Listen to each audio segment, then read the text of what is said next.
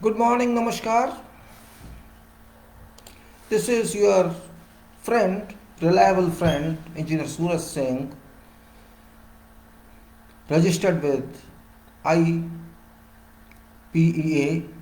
related register maintained by IEI, the Institution of Engineers India, a chartered body in India that maintains International Professional Engineers Register, and this is January 23rd, 2021, very specific day for Netaji Subhash Chandra Bose. I salute Netaji Subhash Chandra Bose on this day, and I hope you also remember this 23rd January day for our lead freedom fighter, most lead freedom fighter, and I pay my homage to that powerful soul which came to Bharat to fight against our masters. Well, this talk is related to engineering profession, which involves many issues and issues which files I am going to share with you, like this file, FIDIC file, like you can say this file, another FIDIC file, contracts for construction, that's called Red Book, general conditions, guidance for preparation of particular conditions and annexes, forms of securities, forms of letters of tender, letter of acceptance, contract agreement and dispute adjudication avoidance agreement, and also the other file, as I said, silver file. This is for EPC turnkey projects, guidance for preparation of particular conditions and annexes, form of securities, form of letter of tender, contract agreement and dispute adjudication avoidance agreement. These files are very important, and being professional, everybody has a duty to know about contracts. It's not my way or your way, it is a requirement of profession, as title is clearly telling what is it. If you see title here, it is civil field engineering general document share. So this is screen share I am doing with you by sharing these files on PDF, or you can say, or and designs, methods, contracts, FIDIC, construction organizations, communication, coordination, project quantity, quality, why should we be behind quality, all these are covered in this talk directly or indirectly in one way or other. I am sharing documents, this means I cannot show my face to you. There's a problem in this transmission, that if I change, I want to shift to from document or screen share to talk to you. It's not permissible so far I've seen in Facebook, and this provision of screen share is not available in YouTube. So it's my restriction, you can say, it's my limitation.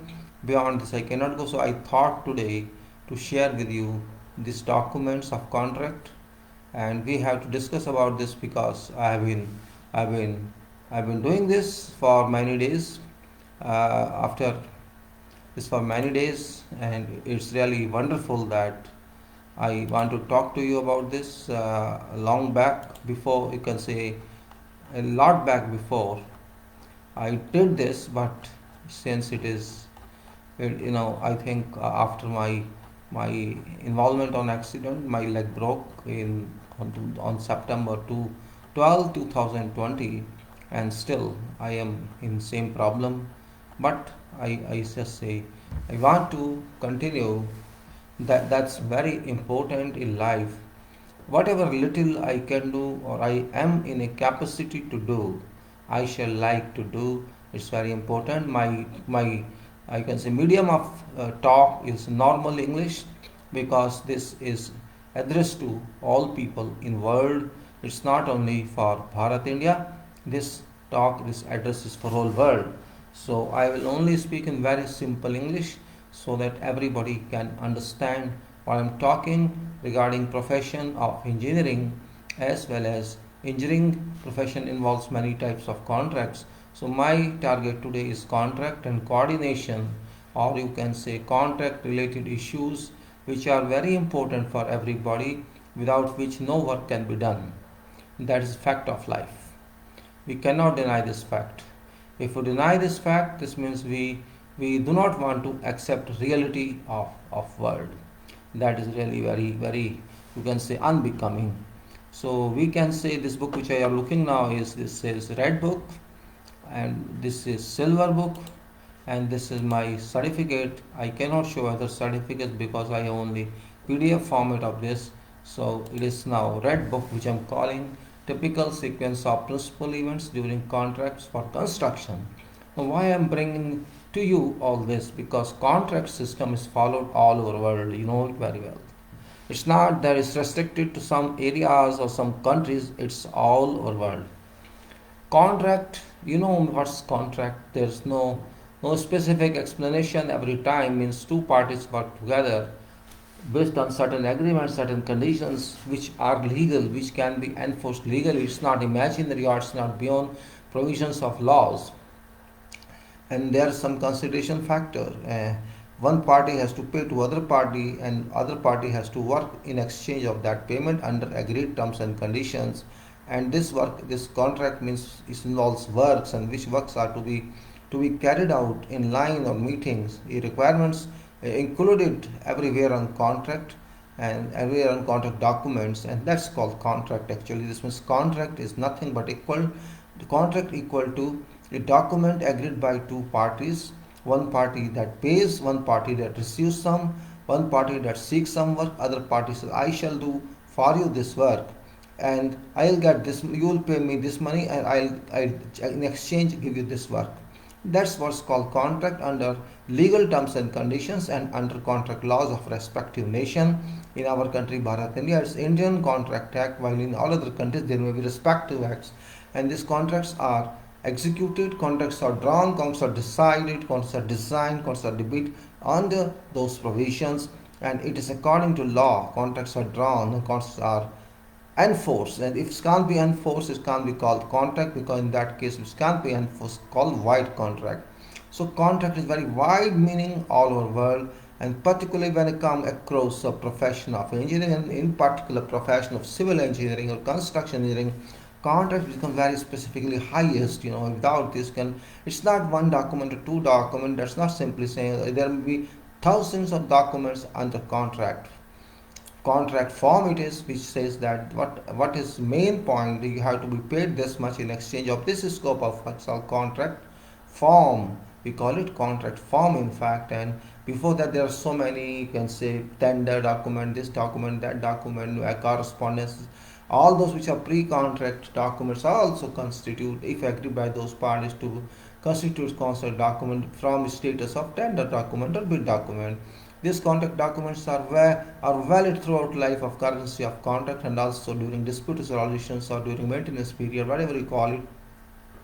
These all constitute contract documents, and contract documents are very important, and these documents actually tell what was to be done, what had been done, and what should be meaning of this. Then you can say all you can say acceptance of bid. Then you can say all conditions of contract, all drawings, all other documents, whatever conditions are there, general conditions, or you can say particular conditions, or you can say specifications, means project specifications or general specifications, or BOQs, or whatever applicable to the all relevant codes. You can say there is nothing that can be left out of scope of contract documents. So contract document constitutes thousands of paper, in some cases thousands of documents in certain cases. When projects are very big and when projects are very small, it may contain even many hundred pages. Or in middle class, it may contain many thousands, of course many hundreds, many thousand, depending on what type of contract it is. Drawing itself in buildings or ISO may contain many hundreds. Each building may have 50-60 drawings. Maybe there are 10 buildings in a contract, so accordingly there may be thousands of documents, 1,000 pages of specifications. If not 1,000, maybe 100. Then there will be FEED documents, FEED, which are front end engineering design, which also constitutes many hundred pages, because it contains philosophy of design. It contains which way you have to design, what is requirement of project, means all is defined in that. And these are so many like that: standard drawing, standard details, industry standard specifications. Methods could also be defined, procedures could also be defined to some extent in design as well as in execution, construction. So we have to be very clear about this. It's not simply one page or two page contract is signed an insurance document or bus travel or you can say train travel or flight travel. It's not that type of contract. Those are like commercial contracts, but this is not commercial exactly. This is destination contract. Means you have to do this means in a period, you define period, and that's what is So typical sequences of principal events during contracts for construction. Time for completion is to be stated in contract documents, contract data, that's called contract data. Means as I said, contract form, it's like the contract data. A list is issued in form of that, which is called contract data. So time of completion is to be stated in contract data as a number of days, to which is added extensions of time under other whatever clause is given. We'll see that one says specified sub clause 8.5. In order to indicate sequence of events, above diagram is based upon example of contract failing to comply with subclause. So there are diagrams also. We'll look into that. Defects notification periods to be stated in contract data as number of days to which is added any extension under subclause 11.3, and depending on type of works, tests after completion may also be required. So these are typical sequences, and we can see. Then before that are some other notes given in this which are not additions and all that. This is second edition of conditions of contract constructions was published by FIDIC along with it like that. That's there, and we'll now go into that detail. It's not our business. So why I say now this is a diagram here. You can say this diagram, for example, it tells you what actually it is as I referred to in that. This says, for example, issue of tender document means there's a line issue of tender document here. That's you can say it's a issue of tender document. Then it says this other one is submission of tender. Issue of tender document and submission of tender. There are two barricades here. In this there is base date there, then there is tender period there. So you can say issue of tender document and issue of submission of tender. There is a gap. There are two lines showing. One is that, other one is this. Both tell you what is that actually. What is that? And that's very important point that there are two barriers, like we make a plan or bar chart. So it's a kind of bar chart. You can say that this date is issue of tender document and this date is submission of tender document or closure of tender document. And you can say date on this submission of tender is there. If you go behind that, means base date is 28 days behind. So base date plus 28 days is equal to submission of tender document. The day you decide that this shall be a closing of tender, you just come back 28 days. That is called base date according to this provision. And distance between two, you can say, duration distance or tender period, that is called. This is tender issue date, means when tender was issued, and when tender is closed, this gap is called tender period. This gap is called tender period. It's clearly given here on this. You can see the issue of tender document and submission of tender. There is a gap in between, whatever it could be, 1 month, 2 month, 3 month, 4 month, depending on type of tender law and power of tender. And accordingly, in between these 2 days lies or located base date. Means 28 days before submission of tender is agreed as base date, whatever it could be. And this distance between two tender period means between two dates, date of issue of tender and date of closing of tender.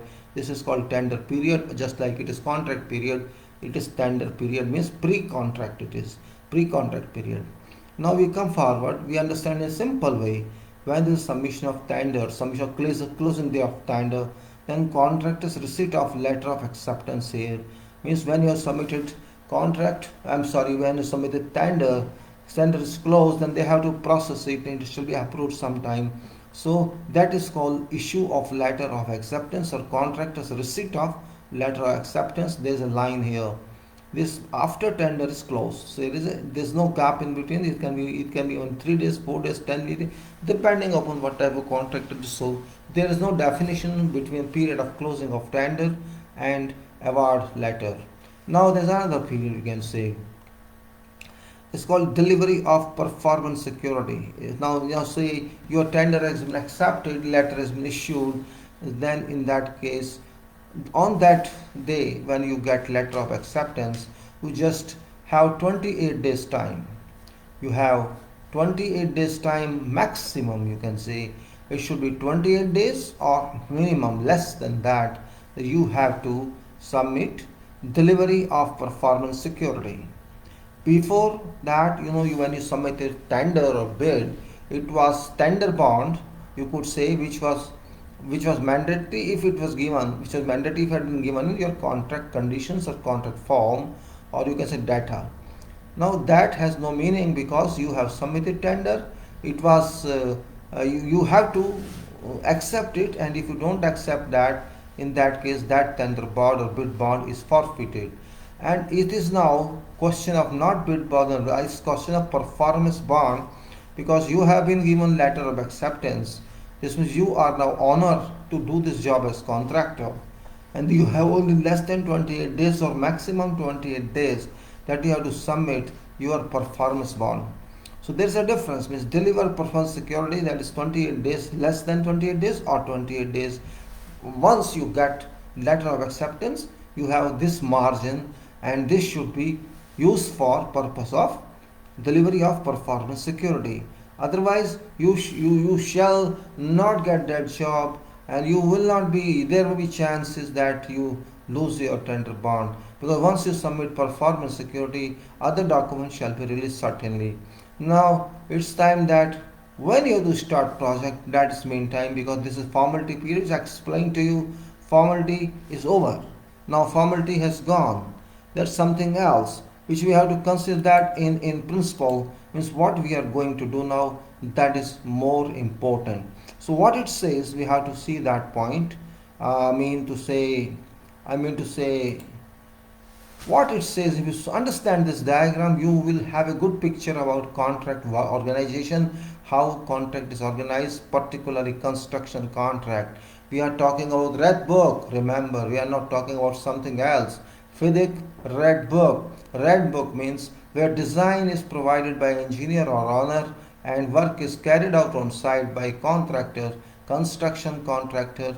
I am talking about that. I am, just sharing my knowledge and document related knowledge and interpretation of documents, the construction of documents with you people who are in field or who have got some interest to know about that. Doesn't matter that you are not in field, doesn't matter you are engineer, doesn't matter you are not contractor, doesn't matter, but just general knowledge, because contract directly or indirectly is related to public funds, and public funds are used in all countries. You are not isolated from that. In your country, everybody's countries, there are contracts, and you have to understand what contracts are. Your money is somewhere your taxpayer, so it's your money. It's not exactly that I'm governments handle with this and private companies handle this, but contracts are contracts, meaning the same formats are same. So somewhere you are also involved in it. You have to understand what contracts are. It's not ordinary contract, it's construction contract, which can cost billions of dollars and which can cost millions of dollars or crores of rupees. The same thing. Now we say you are delivered to honor, and you are delivered through engineer to honor delivery. I mean say performance security. This means you are going to do this job. Performance security is there. If you do not perform and reach completion, this security can be confiscated, can be forfeited. So which is commencement day? Commencement day is marked here very well under Article 81. You can say Article 81 here, or Provision 81. You can say commencement day is marked here, and here it is was say time for completion here. You can say these are two main lines which say date of commencement is this and date of completion is it. The article reference is going 81 and 82. We'll say what's that. That's very important point. So 8.2, this date of completion, time of completion is gap, period gap, duration gap, number of days gap, or you can say number of weeks gap, or you can say number of months gap, or number of years gap, by whatever notation you can say, but ultimately it's period of construction. This shall be number of days, actual days, days of commencement. Exact number means it's one date and total number of days, so that time of completion is defined as total number of days, and last date of that is called completion date according to contract. Then we can say we have reached here completion date. Theoretical I am talking, this is contextual language. This is not actual completion date. This is defined completion date, and this is defined commencement date. Commencement means start of that, and completion means end of contract according to this document, or this circuit, you can say. Time of completion is defined. Now we can say next is what is their test on completion. There are 3-4 notations in this line, you can see here. This is date of completion, and this is, you can say, test on completion, delay attribute to contractor. Now this is something different. Here we say time of completion is here. Now suppose there is no delay, that completion stands, right? That completion stands. Now it is given here delay attributable to contractor, and this is also test on completion, means it's a kind of different interpretation here, because if you complete according to theoretical fix the date or appointed date we call time for completion, then delay doesn't come into picture. But there could be delays, that is very much natural. If there are so many issues involved on project, there can be delays. So delay attributable to contractor, or you can say whatever else, means whatever the test on completion is there. Here you can say, there's a line which is giving test of completion, means you can say completion means same completion, and then it says notifying of defects, and defects notification period. Now this is something which is beyond contract date. Beyond contract date means contract is theoretically over. Mechanically, you can say, we generally call in plants contract mechanical completion, while in this case we may call in our ordinary language of construction contracts in civil engineering. Generally we used to call before it is practical completion. Practical completion means a date other than theoretical completion, which date practical completion could be earlier or could be post that date, or could be exactly on same date or day which is defined on contract. Well, it depends on circumstances, whether project is delayed or project runs ahead of schedule. If project runs ahead of schedule, it's very much welcome, because you are gaining time. If it works out of control of project, because the date of completion that you mentioned on contract cannot be met, there is some delay by contractor or by some other reason by owner, that has to be checked in. And if contractor is granted extension period, if contractor is granted extension of contract date by owner and through engineer, then actual completion date means that date, that number of extension that we have given, how many days extension is given, that is added to theoretical date or defined date of completion, and that becomes next date, means next theoretical date or legal date, you can say, for completion. Previous date is, you can say, null and void. So you have to add extension days in that, and you get the new completion date. Now after that, after new completion of date, you can say there's a period, we call it defects notification period, or you can say notification of defects, notifying defects.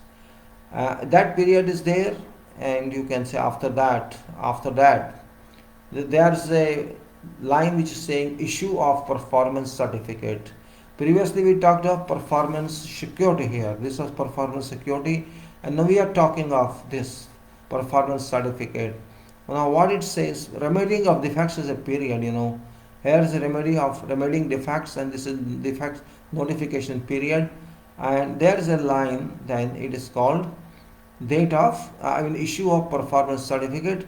You have to issue that contract works have been performed, nothing is left, performance has been done, has been achieved in line to contract provisions, and this is called issue of performance certificate, which is above notification period, or you can say defects remedial measures, whatever are done, or you can say punch list has gone, it has been taken care of, like that. So issue of performance certificate, and then you can say return of performance security subject to whatever clause 11, and we can say after date of performance certificate issue, when you issue performance certificate, you can say maximum 21 days are allowed to honor an engineer to return performance security subject to clause this, whatever clause is there.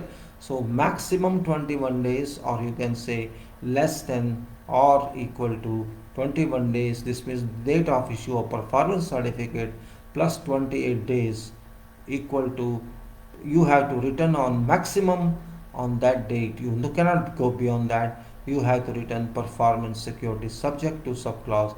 So this is a circuit diagram. You can say kind of bar chart. Those all bars are not shown, but it's same thing as bar chart. You can say this period, date, timing here, and there is the actions that is given. So kind of bar chart is here.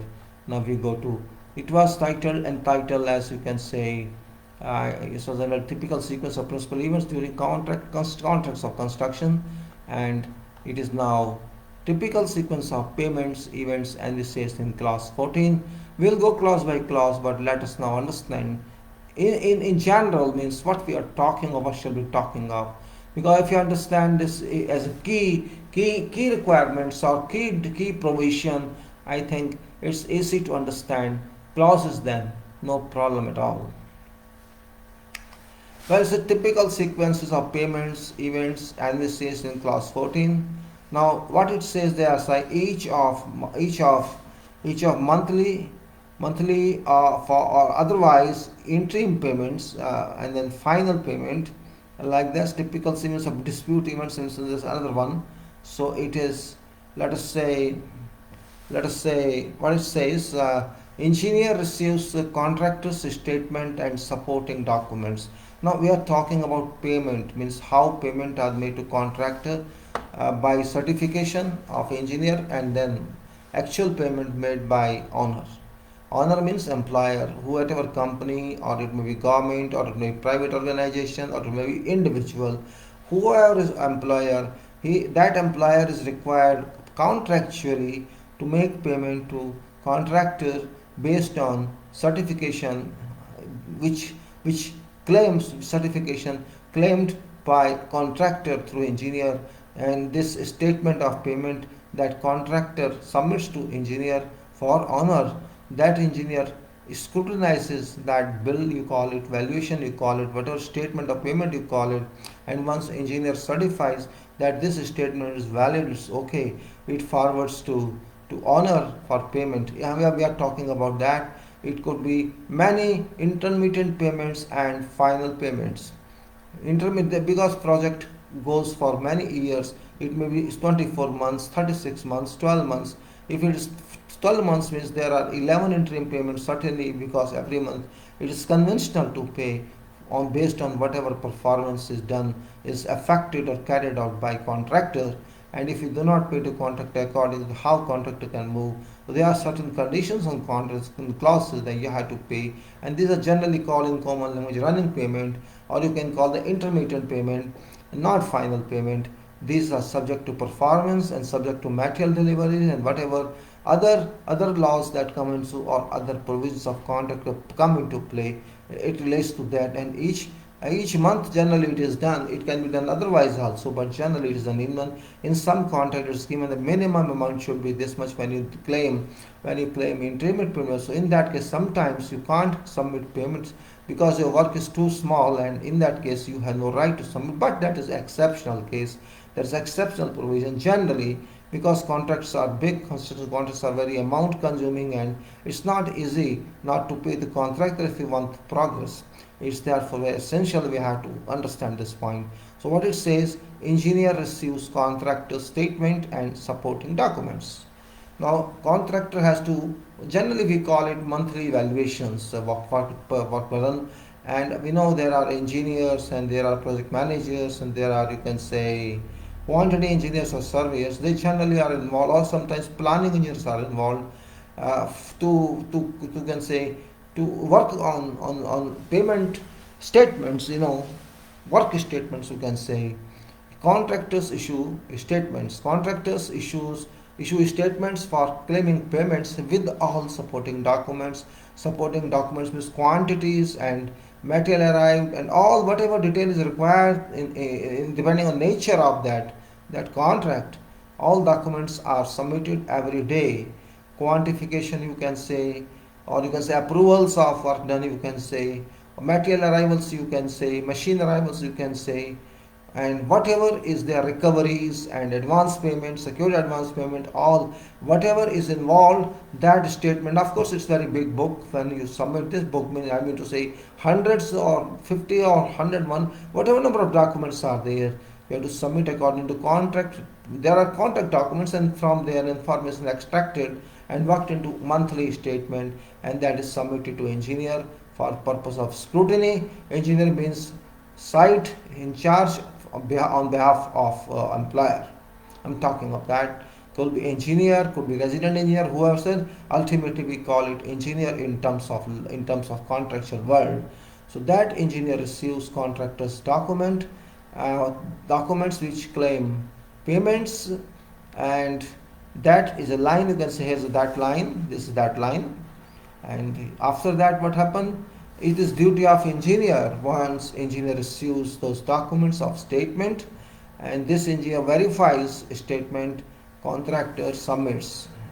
This what? And contractor submits draft final statement to engineer, the same thing. So this period is you can say less than equal to 28 days. Engineer is allowed to avail a period of maximum 28 days or less. At maximum, when it's less than equal to, this means 28 days final. You can say it's a maximum allowed to engineer for something, for scrutiny, for verification, all that, whatever information is submitted. And then another 28 days you can say, that says engineer issues interim payment certificate. So you can say 28 days and 28 days to maximum limit. One limit is for purpose of a scrutiny to be conducted by engineer based on what contractor submits in statement, and then 28 days are allowed further for purpose of issuing interim payment certificate. So this is 28 days plus 28 days maximum, but minimum can be 1 day, 2 day, 3 days, doesn't make a difference. You can do, if you are powerful, if you are efficient, you can do just to support a contract, support contractor and everything, so the contract moves fast. So that is here, 28 days. Contractor submits final statement and discharge. That's different one, another one. Now we are talking of running payment. This portion is for final payment, which you are not talking of. We are talking of this portion where running payments are very important point. Final payment is done only once, but running payments could done as many as number of months. For example, 36 months, 48 months. In 36 months, you may submit 35 times your running payments statement, and you can say then you will get so many number of certificates, you can say interim certificates, payment certificates for engineer, and you will get so many number of times your payment. And if it's so for 12 months, you can say 11, like that. Every month you will get something. And in this all generally running payments or interim payments, or you can say interim, it's written here, engineer issues the interim payment certificate, and then employer makes payment to contractor. And that sequence of running payment here, sequence of payment, running payment or monthly payments are done. And it's not necessary monthly, it is generally we do it monthly because of sake. So the work should also be done. If work is very fast, it could be done at other interval also. It doesn't make big difference because you are supporting contractor, you are supporting contract in your own interest. If contract moves very rapidly, very fast, you can see you get better results. Now we come on to, this is ordinary payments. Now we come to contractual payment. Actually, that is, these are running payments to help project and help all. And this is final payment, which is, you can say, legal status payment. In running payment there can be adjustment, but in the final payment is very different. You say engineer verifies statement, contractor submits. This is what it says, as it was before. Now it's also same. Contractor submits draft final statement to engineer. Draft final statement is very important title here. Draft final statement means a kind of total performance of project. Means it is duty of contractor to submit a document which completely details everything, every activity, all references to contract. Means you have to tell engineer or owner, see, I have this contract, I worked on this contract, these are conditions, I didn't violate any conditions, I have gone through all conditions and I have complied with conditions which are maximum possible extent which are possible, and your engineer is satisfied with that. I have done job, I have carried out everything, and I am therefore claiming my work done quantities based on whatever provisions in contract regarding considerations for which lump sum fixed or whatever, and according to your scope of work I have done everything, and this is my performance. I have received this much sum from you so far, and my total sum is this, so this is my balance you have to pay me, or I have taken over and I have taken, or redundantly you have to pay me, I have been paid extra and I am returning that extra. Both validities work, though it's very rare case that you will be paid extra, but let us assume from theoretical viewpoint that could also be a case that this you have received negative payment, so you have to bring this back or give this back to employer through engineer, but that is very rare case, you cannot say that is general one. So in this case engineer verifies the statement, contractor submits, and that information is very important, and then contractor submits final statement to engineer, and then there's a, this is, you can say this is a period of 28 days, you can say final payment. You have submitted documents to engineer, engineer has to verify that there's a time of 28 days or less, and then there's another period of 28 days or less in this contractor submits final statement and discharge. So this is, you can say, period of 56 days for process, and then you can say now we have 56 days, another period maximum or equal to 56 days, and say engineer issues final payment certificate because engineer is satisfied with statement submitted by contractor to engineer for employer, and engineer is happy with that. Engineer says, yes, I have scrutiny, I have investigated, I have checked, I have scrutinized this, and this payment claim made by contractor based on performance of contract or based on performance or contract performance report, this is valid and I approve this, and then he sends it to employer for making final payment, and that period is 56 days or less. And so there is a sequence of 28 days, 28 days fixes this, means 28 days are allowed for engineer's verification, whereas final draft is given, and then 28 days allowed for contractor submits final statement and then discharge, and then another 56 days allowed to engineer and employer for making final payment. This is, you can say, a circuit of, you can say, running payments bar and also final payment bar. And now we are going to typical sequence of dispute events, indices and contract clauses. Now disputes we are talking, which we have done, we have worked upon how tender was done, how contract is awarded, what time is limit is there, and we have talked of payments also, running payments are made and final payments are made. And this is typical sequence of dispute events in clause 21, and this is at end of this last clause in FIDIC that involves dispute resolutions, and this is about that means how these work. So we will just superficially go through this because you cannot understand everything on this until you have gone through all contract clauses. We'll simply say that some lines are the one line, one vertical, 2, 3, 4, 5, 6 lines are there. It is contractor receives letter of acceptance. This is, you can say, letter of acceptance, and there's a period of 21 days till you can parties accept DAB. Now we are talking of disputes, means now what is dispute actually? That is very preliminary we have to discuss here before going into explanation of this further one, and we have to understand that point very clearly because disputes are there, means you have to solve them all time. It's not that you have to solve only at time of disputes occur. You have to be very clear on that the disputes should not occur. But if those do occur, then it is your duty, it's everybody's duty that we have to understand that. It may be EPC turnkey project or it may be ordinary contract red book as we are talking about, and that's very important. Why disputes do occur is a big question, though it's preliminary we can understand without referring to any clause on FIDIC or somewhere else, that why should dispute be there? There's a big question mark. Why should dispute be there?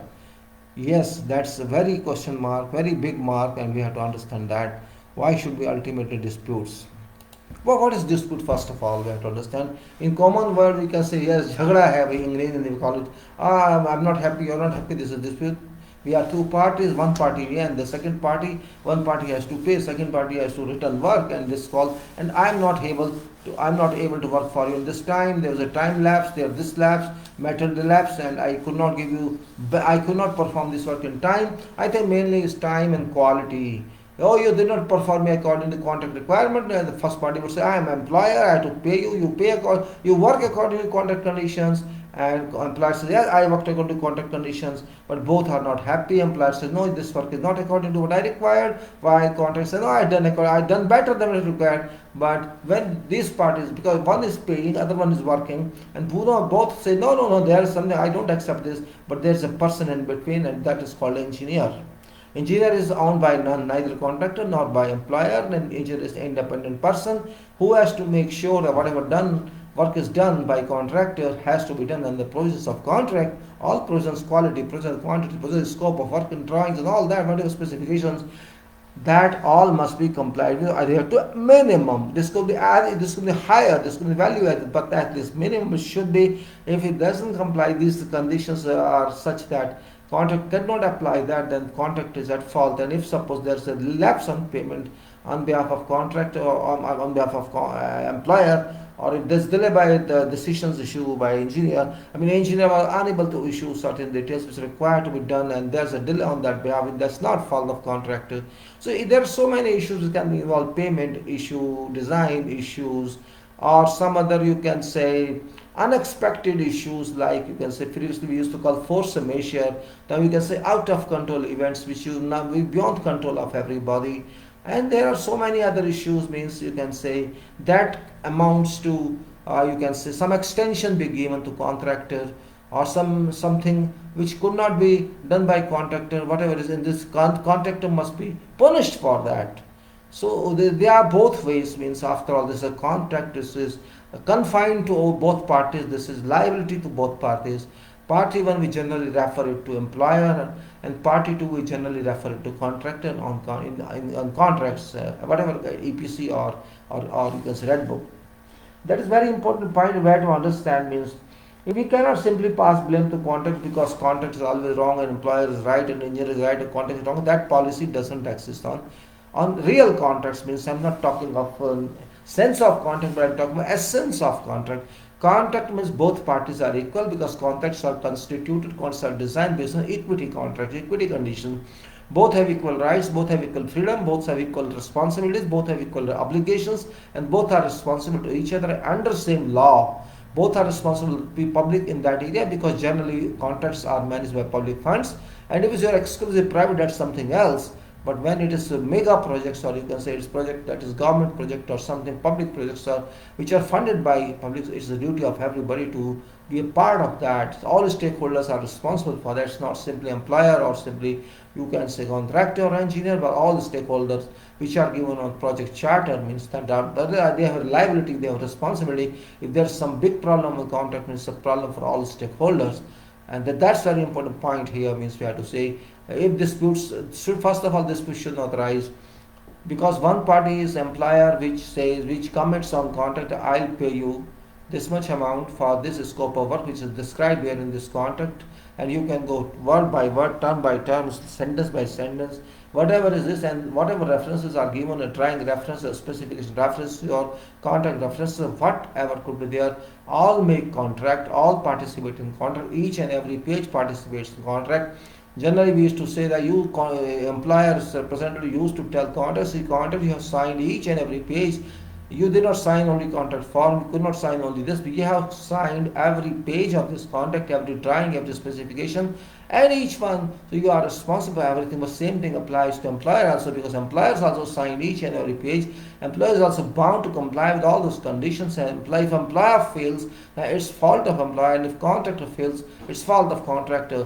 And also engineer, though it's not a party or contract, but somewhere it's supporter of both. Engineer supports both employer as well as contractor, because if engineer doesn't support both, engineer cannot get what engineer wants. Engineer has to supervise contract. It's the responsibility of engineer to take care of both parties, as far as, because a contract is goal for project is goal for all parties, first party and second party, and on supervision contract or management contract, service contract, employer party 1 and engineer party 2. So engineer's job is to ensure, engineer is not, you can say, exclusively what employer would do. It's job of engineer to administer contract, that is construction contract or EPC. Engineer actually his duty is to administer that contract, and that administration requires that don't favor anyone. It's not job of engineer to favor anyone. Engineer's job is to make all documents, constitute all documents, and you can say then complete contract is constituted. If design is not in that engineer's role, if engineer also designs, then design part also engineer has to take care, but engineer cannot interfere in finance, you can say variation. Engineer cannot change funds, whatever funds have been agreed, only within that provisions engineer can work until engineer is authorized or empowered by employer. You can vary budget within this range. So here relations between employer and contractor are very different. Contractual relations and relations of engineer and employer are contractual based on their own contract, separate contract, not in this contract. On this contract, engineer is like a person, though not arbitrator, but equivalent to arbitrator during currency of contract.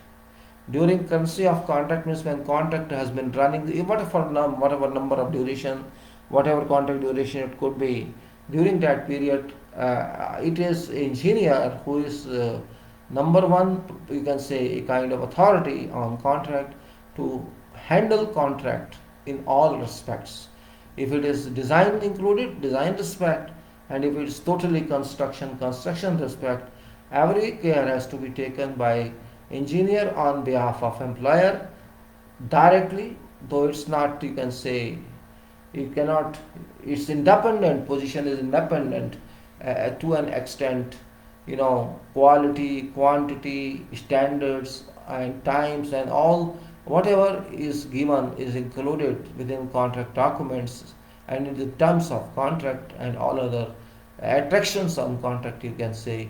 It is job of engineer to take care of that, and engineer is required to take care of that. Engineer cannot say if engineer does not do that, engineer then does not work according to requirement, and engineer is independent for both. Again I am saying engineer has neither to be pressed by employer nor pressed by contractor. Engineer here is like a judge, you can say, technical judge, engineering judge, or money payment judge. Whatever is rejection of some item and approval of items or works done on site or all other conditions which are to be operated, it is engineer through engineer's team that administration and carrying out of work, and you can say surveillance of work and approval rejection of work, whatever is done to support employer, but responsibility of even engineer or resident engineer, they approve some item. It doesn't mean this is final, because engineer has every right to reject whatever is wrong, even though it was approved by his team in past, but because contractually that work is wrong, that work is substandard cannot be assumed. In that case, it is a liability of contractors to take care, because ultimately contractor is authority on contract, that contractor has to do work according to contract conditions, according to contract documents. Even if engineer approves or resident engineer approves or employer approves, it doesn't mean anything contractually. Yes, you can accept anything, but question is contractually. I'm saying it is job of engineer to make sure that work is done according to requirements, and it's more important that it's contractor to ensure. Contractor has to ensure whatever contractor is giving, because contractor is the producer here, contractor is the manufacturer here, contractor is like industrial production it is, though it's not industrial that sort, but it is industrial production, and contractor is being paid money for that, paid cost for that. Therefore, it is very important that contractor is exclusively responsible for everything, which whether to remove work done or to whatever it is, means liability of that work is to be shared and has to be shared by contractor.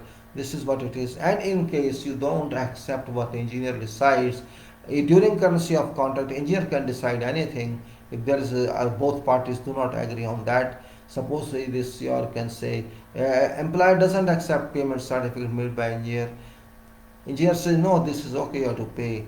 Then employer is bound to pay, subject to the employer may go to arbitration later, or employer may put appeal to engineer to reconsider that. Same thing applies to contract. If contract is not happy with what verification of valuation is done by engineer, maybe it is the lower side, no, I want exact payment as I claim. So in that case, engineer has to decide determine, that's called determination, determination is to be done by engineer, and if determination is not accepted by either party, by either employer or contractor, they have to accept that, but they have every option to appeal or to go to dispute adjudication or dispute avoidance board, and that we call DAAB, which is referred here. You can say DAAB here, and that's very important. So DAAB comes into picture on very advanced mechanism. You can say DAAB, disputes adjudication, or you can say also dispute avoidance and dispute adjudication board, which is generally employed on very big projects because there is specific responsibility of them. And then after that, the next destination is arbitration. So there are three levels. One is engineer, then DAAB, and after that is final, and that is arbitration. These three levels of structure work while disputes occur. Disputes of whatever sort must be resolved before every other action can be taken. So disputes, if engineer is unable to decide, then it goes to DAB. We'll see later on what is DAB. I cannot go into the details of that. It's only that it's an extra tier in between engineer and arbitrator. And even if this DAB is unable to do that, then it goes to arbitration mechanism, which is very common and available all over the world. So what happens there, not happens there, we will go to understand this later on, because if I put explanation of this now, you won't be able to understand anything. So we first go through all that, and let's go. Next one is typical sequence of events in agreement or determination under subclause this, and what are those? Let us see what it says. It's little interesting one to see. Let us see what it announces here. Means maybe I want to confuse you, because maybe you are not having any reasonable experience or reasonable longevity of contract mechanisms, because contract itself is very big technology. So it's a legal one, but it's related to engineering, construction and engineering projects. It's very important for every engineer to know about this. And if you know about this, you can solve many problems in your field, because in field you are trapped because you are unaware of contract. I've not seen many engineers who can say, I have seen very little, you can say about 5 to 10% engineers only, those who know something about contracts. And knowledge of contracts is very important, because I can't expect, and you also can't expect, our legal luminaries like law luminaries who can be called advocates or can be called judges.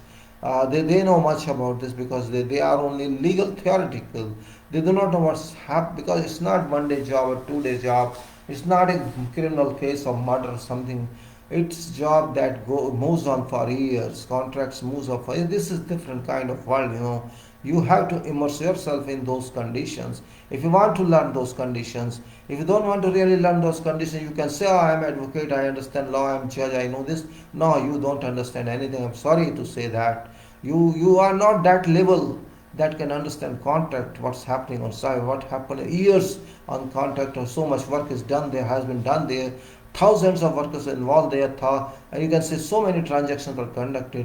You cannot simply involve yourself in those, because site work doesn't involve administration to that level that you involve in other branches of world. Means so much is done by verbatim, and so much is done by instructions. Everything cannot be written, everything cannot be put on paper, because level of those who working there is not that much. You cannot expect all workers to understand papers. You cannot expect all staff to understand legal papers. It's only 1 or 2 or 3 persons are installed on site, like quantity engineer, quantity surveyor, or administration people, or you can say project manager or site engineer, or those who are on contracts. Means only they understand what is right, what's wrong. But even then, you cannot say everything done according to the writing system. You have to trust on site, trust. So in world, trust, trust is something different, can't be defined, you see. But without trust, you cannot do anything. You cannot be 100% sure of what you have done, what's been done on site. Can't do anything 100%. It's very important point. So that we can say, engineer starts performing duties. That's what it says. This is a line here, engineer. What we can title is typical sequence of events in agreement or determination. So engineer starts performing duties, and that is subclass 3. So we'll see class later on. Then it says there's another line, that's parties agree. Means question is, something brought to engineer where dispute is expected and it has to be resolved. So engineer starts performing duty, and then consultations are also done, and there's a period of less than equal to 42 days. 42 days consultation period, and then parties agreement, and that is sub clause 371. This includes up to engineers notice of agreement, means a gap of engineers start performing duties and engineers notice of agreement, and this period is 42 days maximum, could be less. And then there is another period of less than equal to 14 days, which leads to the date of notice of error by party or engineer, means once engineer decides something, the notification a 2 weeks period of 14 days or less is allowed, so that you can file your errors notification. And then 7 days are further allowed maximum, where engineers takes note of this corrected agreement and it is to be done. And this is circuit here. This is scenario 1. This is scenario 1. It says one consideration, you can say it could be like that. Okay, that's one thing. Now we have to move further. See, it is something very, very, you can say, interesting, and of course it's complicated because it involves roles of your efficiency, minds and knowledge, and it's not as easy as we think, because this is equal kind of engineering subject, I can say. People may not accept this, but fact remains, because this is exclusively subject for engineers and professionals who deal with contracts on projects. It is not ordinary life insurance contract or health contract, health insurance contract. It is something great, because years are involved in this, and only that person who deals with all this every day for years together, for months together, you cannot expect that a person just hired an advocate or someone else, he can help you, because first of all they don't understand procedures on technologies, procedures on sites, procedures on projects. Only those who understand them, only these people can be used for purpose of helping employer and contractor. So we can see this scenario 1. Now we go to scenario 2, and that's the engineer starts performing duties, and then you can say consultation period as usual, and parties advise engineer no agreement. Parties advise engineer no agreement, and the period for making engineer's determination, because parties do not advise, parties don't agree, no problem, but engineer has to do his job. Period for making engineer's determination is period of 42 days again. After that, engineer's notice of determination, and then or no notice or error, then you can say if there is no error defined by parties, is a maximum period of 14 days, and then in another 14 days notice of dissatisfaction. So this is sequence 2 or scenario 2. Now scenario 3. Scenario 3 is, you can say, engineer starts duty, you can say performing duties, and consultation again 42 days, and after that you can say no agreement between parties, so period of making engineer's determination again 42 days. Engineer has to do so, you agree or don't agree in the engineer's notification or engineer's notice of determination, then 14 days and notice of error, and again 7 days instead of 28 days, and that is, you can say, engineer's notice of corrected determination, and then another 28 days for notice of dissatisfaction. So this is scenario 2. This is a very important point, means this looks very specific, but it is here. Now what it says, agreement is reached within 42 days, error found in engineer's notice of agreement and corrected. Parties early advise that agreement cannot be reached, and so engineer's determination is necessary. No error in engineer's determination, whatever it is. No aggregate within 42 days, no agreement in 42 days, engineer determines within 42 days, error found in engineer's determination. Like that means it is there. Now you might have understood something here, and that's more important. Now what we say, this is, now we are entering in what actually conditions are. We are talking this general conditions, this is red book general conditions. What actually this mean, that we have to understand, and that is very point, we can say that what we have to do, and that's where we have to stand.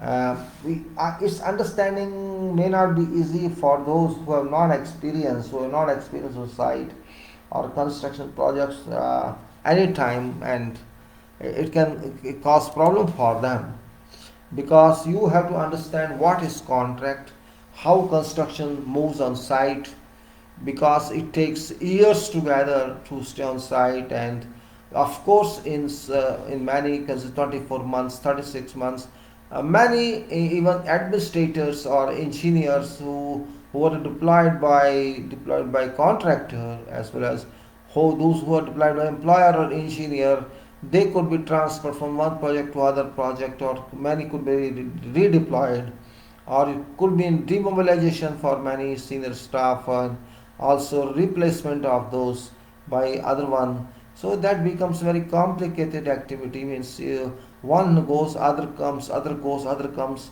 So what something is left behind, now no, sometimes no handover or charge, no handover, handing over, taking over, steps are done, the activities are done.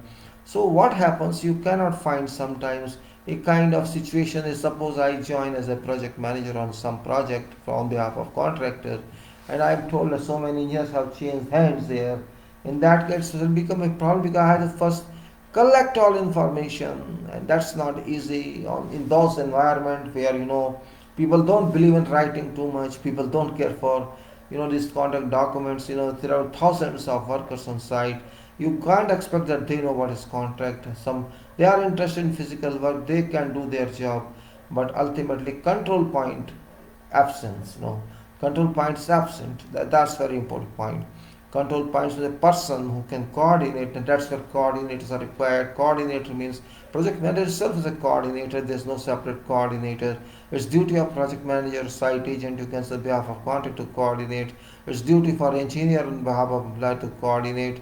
It's duty for someone else, if specifically provided by employer, to coordinate. For example, third party is there. Third party is also required to do that, but not exclusively, with dedication, of course. You can say, and as a strength of surveillance, they can do this, which is so far we not discussed about third party. But third party is also requirement these days. So all these we can say are very significant improve in system, significant leads, you should say. So once there are disputes either on behalf of contractor or on behalf of employer, there could be disputes, and these disputes become more disputable because of absence of required data, under you can say required documentation.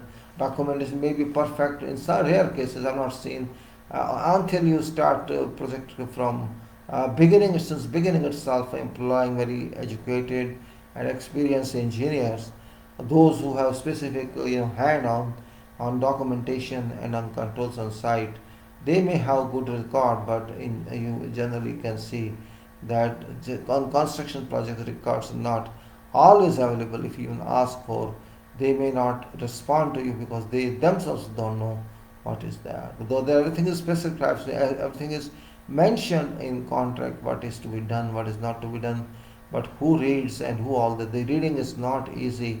Everybody doesn't have capacity to read. Everybody doesn't have capacity to write. Everybody doesn't have capacity to speak and debate. It's like that. It's no question from which part of world you come from, but this applies to everybody, because generally language of contract is in general I can say English, not otherwise maybe German, some other language, French language, but this is only what I can say is very important point. So why are communicate is now, let us go through titles, also the subheads of provisions, the general provisions, which are very important. We are jumping onto details, though I have done it before, long before, many months before. We have gone through this content, but again, because refreshing is very important, it's habit of everybody to forget everything so quickly, particularly when you're grown up, you are having middle age or something, or old age, and you may fill up your mind with too much of knowledge, but sometimes a particular part of your mind, when you start forgetting what you've learned that, but once you open again, you find that. So that's point we are saying, and what we think of that means how the conditions are understood, should be understood.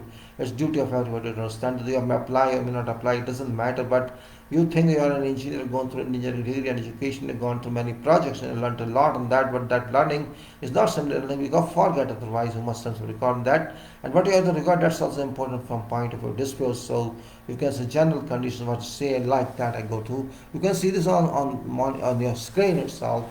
It says general provisions. This is class number 1, general provisions, and this is definitions, interpretations, notice and other communications, law and language, priority of documents, contract agreements, assignment, care and supply of documents, and delayed drawings of instructions, employers' use of contractors' document and contractors' use of employers' documents, and confidentiality, compliance with laws and joint and several liability, limitation of liability, contract termination. These are 16 points of advocacy in that general provisions. We have gone through this. So this we'll discuss them. It's all are defined here. We'll see what are these. I'm just giving you preliminary what this is. Employer. What is the employer's point is? What do you mean by employer? Who is employer? Employer simply on of project, promoter of project. What do we call in definition? Any statutory whatever. The employer is the person who employs.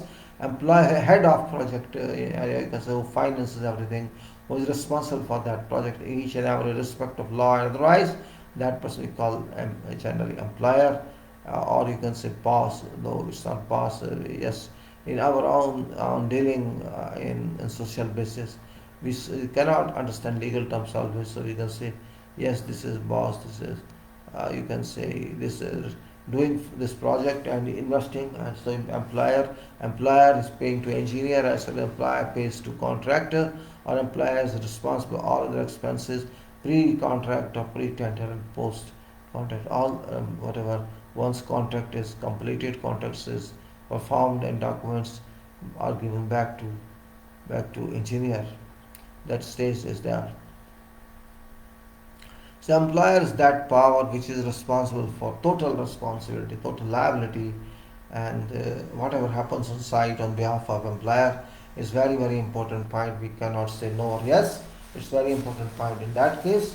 So we have to be very, very much responsible. Employer means not simple employer or the shop. It's not like that. It is, responsibility. Responsibilities of billions of investment, whatever it is total responsibility. You cannot consider it as a shop or small industry. It is something you can say project, and project means project which one day shall become completely completed, and then it shall enter into stage of, you can say, stage, different stage, and that is, you can call that stage very, very, you can say it's operational stage, which is a very important one. Contract completion is declared. This means if a contractor has declared, if engineer has also declared, so employer can say my project is over. Employer can say my project is over, and this has to come to now. You can say operational stage means now I have to operate this, and whatever production or whatever item that was to be, you can say, delivered to people or delivered to nation through this contract, that has been realized and production has started. So that day when this happens, means project is declared closed. This means project status has gone. As I always explain, what is project? We have to understand that first, because if you go further without understanding that, I have explained many times, but I know people do not take every explanation very seriously. This happens. It's not fault of people, I can't say. We have to understand, project is never permanent. Project is never permanent, that's projection only. When we have some data and we project it, we read that data, we understand that data, we analyze that data. But remember, that data is not final. New data comes and we again analyze that, previous goes in history. It may operate, it may not operate further, that is another point. But that data does not hold good for another duration. Project involves two dates, very important dates. One date is date of start and another date is date of completion. Date of completion means status of project is over. Project what? Construction project. Status of construction project is over. Means we have built something, some body, some structure, some you can say infrastructure for some production or for whatever purpose, for use or for industry or for some commercial unit, whatever you can say, residential unit, township, whatsoever. That project once completed means project is not project. It is called operational unit or service unit. It may be residential area which comes under service, or commercial area which also comes under service, industrial area which comes under production, factory comes under production, or some other transport project comes into its own operation. So then project is finished. You can say project doesn't exist anymore in status of project. So two dates are must: date of commencement and date of completion. We have to understand this point clearly and plainly. If you understand this point clearly and plainly, we can be very much sure of what is required and what we understand. This point every engineer must understand. Engineers understand this, I know. They understand only from work point of view, not from contractual point of view. They say we have done projects, but in fact, done projects is one thing, understanding of project is another point. Yes, it is a big deal. It takes time. It's experience that how much we know, how much we can know.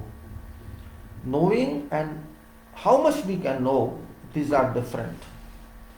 Knowing something, not everything, is other part. It depends on your opportunity, how much opportunity you are getting. If you are interested in designs, you will not have an interest in projects, contracts. It depends. Some people are interested in calculations, some are interested in designs, some are interested in coordination, some are interested in writing, some are interested only in instructions, standing in sun. It depends where you are given interest, because nature of everybody is different. So I was talking of employer. What actually employer requires from your project? After all, it's employer who is responsible for that project. So here such section says right of access to site, assistance, employers personal and other contractors, employers financial arrangements, site data and items of reference, employers supplied materials and employers equipment. It's just telling you this 6 points, that how employer wants to contribute itself towards progress of project. Nothing else. It's not giving everything. Now come on to engineer. Again, it is a confronting term for everybody, but people don't understand what actually this engineer is. Here it doesn't mean engineer, civil engineer or some other engineer. This means engineer only, a person employed by employer or hired by employer to work out everything so that project is engineered. Engineer means a person who can engineer this project. Engineer actually is a contractual term, it's not title of certificate. It's not engineer. I'm talking of your past graduation engineering, BE, ME, doctoral, or some membership you have from Institute Chartered membership. It's not that one. I am chartered engineer. Okay, you are a chartered engineer, you are a bachelor engineer, you are a master engineer, you are a doctor engineer, you are a professional engineer, you are an international professional engineer. Whatever you are, those titles are not this title. Those titles may be academical titles, academic degrees you got in. Those are legally valid. These are, those are statutorily valid. There may be other titles also in same category. You may say, I'm a chartered engineer, for example. That is my qualification, that is my competency. These certificates, whichever I'm talking to you, educational certificate or chartered certificates, all these certificates just declare that you are a competent person. People, or you can say those who seek your service, they can expect that much from you to do. This engineer which I am talking is engineer responsible on that contract, whichever it is, red book or other one. Red book is more important because it is generally used in construction of buildings, housing or somewhere. That engineer means he can be, of course, certainly when you are dealing with civil engineering projects, you must be civil engineer. Civil engineer by education, and you must have certain title by being a corporate or chartered body member or association member, if you can, maybe that title, AMI, MI, FI, PE, INT PE, or else all come into play here. And if you are a person having either of these titles and some corporate body or government hires you for that project, you are engineer for that project, in which case you have to take every responsibility. It doesn't matter you are a civil, you will share civil responsibility. No. When you say project contract and you are appointed engineer for that contract, you have all liabilities of that project. You have all power of you can say power of contract to deal with that. You have to advise employer for everything. You have to take care of designs and quantities. You have to take care for bidding and for post bidding contract, and it shall become duty of state to take care of your works, or to just say good, and you can say you are enjoying that. So what engineers, you can say this is engineers are defined, engineers duties and authorities are defined, engineers responsibilities, representatives are defined, delegation by engineer, engineers instructions, replacement of engineer, agreement of determination, meetings. These are actually engineer's job. Now main power, it is actually contractor, because it is contract, and if there is no contractor, there will be no contract. It's simple. It's called contract because somebody is contracting with you to do that job, so it is contract. Though both are contract according to interpretation of documents. Employer is also a contractor, though contract is a contractor. Employer is a contractor because employers agreed to pay every cost of this project. So what contractor is means contractors' general obligations are what is defined here.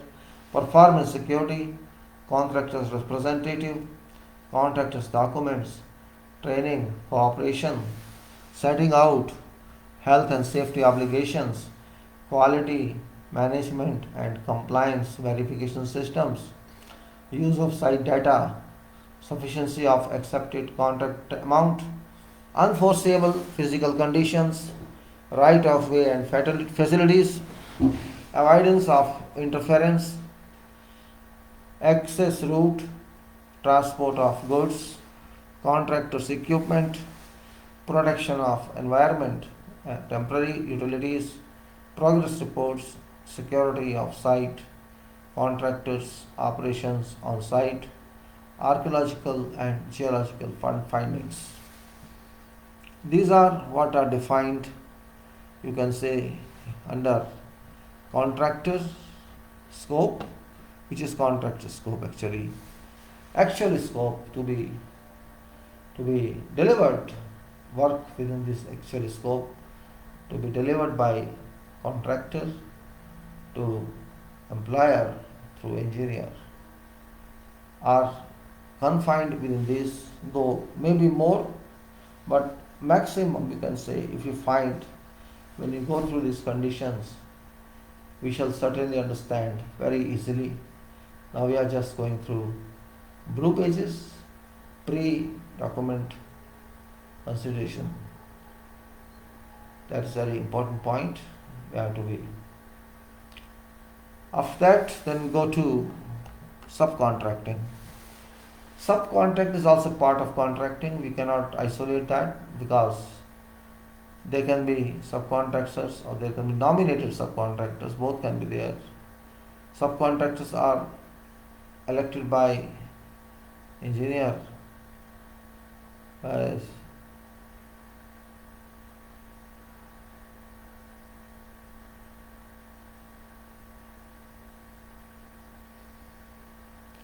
you have to be very smart in this understanding. If you understand them, fine, it's okay. You can build up your knowledge. Maybe your professor cannot teach or could not teach because they also enjoy life. Sorry. Now we go to staff and labor. Without staff, without workers, you cannot do anything. No one can do anything. Contractor shall fail, and all others for sure would fail because they do not know what you are going to do. They can't read quantities on BOQs. They can't read BOQs.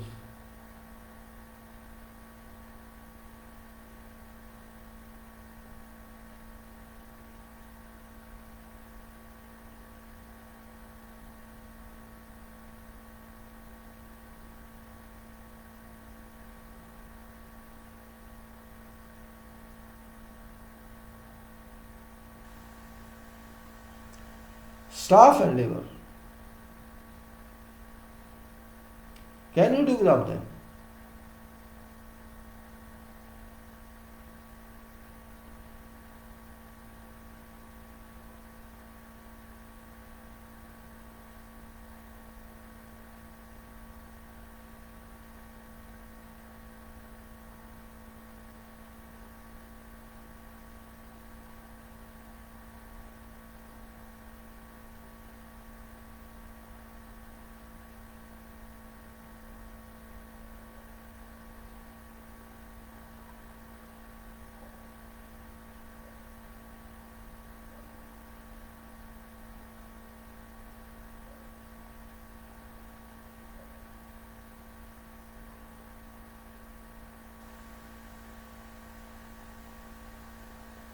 Labor, staff. Engagement of staff and labor they call, but I have to read otherwise, this is workers. You can say rates of wages and conditions of labor of workers, recruitment of persons, labor laws, working hours, facilities for staff and labor, health and safety of personnel, contractor superintendents, contractors personnel, contractors records. Then disorderly conduct and key personnel. Then plants, materials and workmanship, which is very important, which tells the point of quality, point of workmanship, point of production, whatever you can say. In this manner of execution, samples, inspection, testing by contractor, defects and rejection, remedial work, and ownership of plant and materials and royalties. Very, very specific points according to documents requirement, scope requirement, and which must be well understood by all this.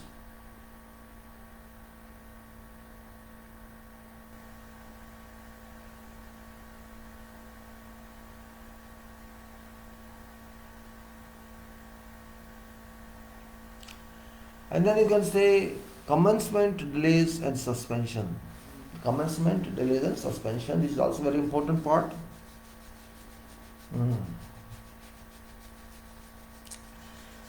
Commencement is very important and delays are not important from project viewpoint, but very important from claims viewpoint, because delays raise claims, demand claims, and suspension is involved there as well.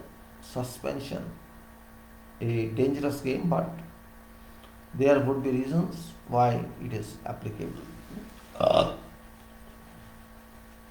We can say commencement of works, then time of completion or time for completion, program, advance warning and extension of time for completion, then delays caused by authorities, rate of progress, delay damages, employer suspension, consequences of employer suspension, payment for plants and materials after employer suspension, prolonged suspension and resumption of work.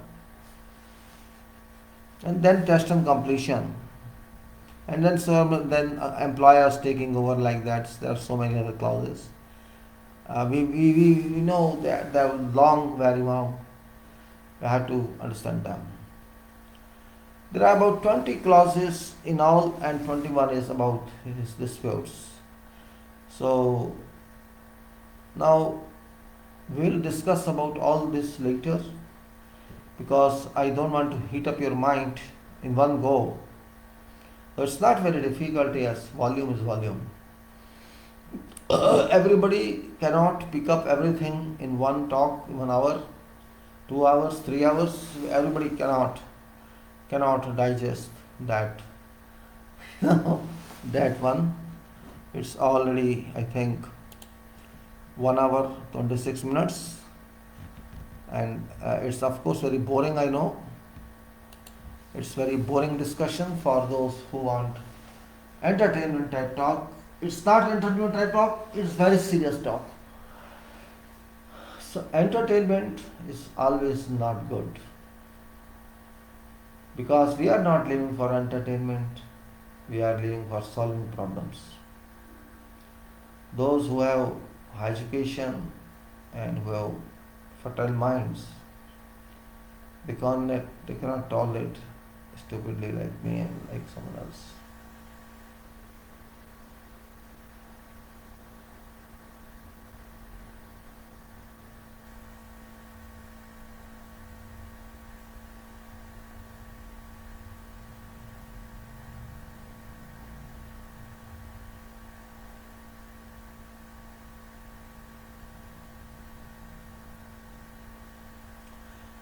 We will see that.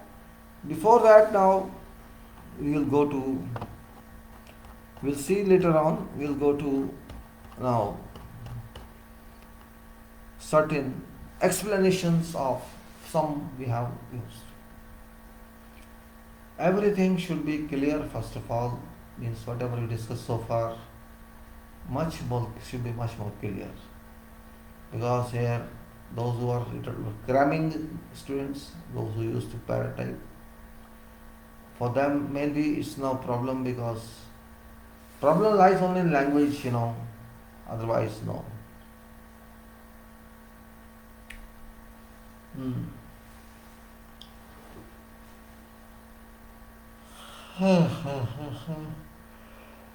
General conditions, we have to now understand them one by one. We have already understood, but people forget. It's very much true.